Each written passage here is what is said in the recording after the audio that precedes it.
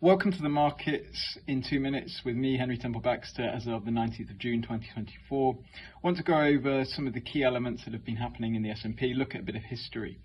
So if we go back in history, the average bull run lasts for 5.6 years and has an average return over that time of 110%.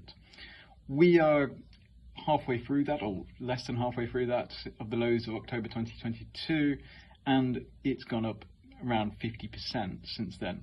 So if history is anything to go by, we've still got a way to go. So therefore the question comes is it time to re-enter the market? If you've been selling cash, triple leverage cash, as some people have been holding, would you get into the markets? Now, I would take an approach to this that is a bit more nuanced, that looking more into dipping your toes into the market and getting in gradually. The Fed has put back rate cuts a number of times this year. If you look back in January, it's looking at 6 rate cuts. Now you're looking maybe 1, if that at all, and pushed back to 2025. Markets haven't actually reacted too negatively to this as they've implemented it later on.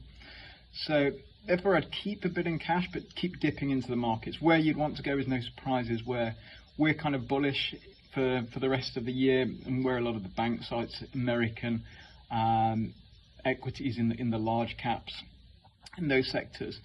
Just very briefly touching on the other markets that we want to look out for is something quite diversified, and that is EM markets, particularly India and China, both for very different reasons. India, the growth story, the macro, they are on high valuations, but we do see a lot of potential there in sectors that do have growth. While China, you're more looking at more of a value orientated. It's trading low PE ratio compared to its US peers and those in consumer discretionary to grow over the long term.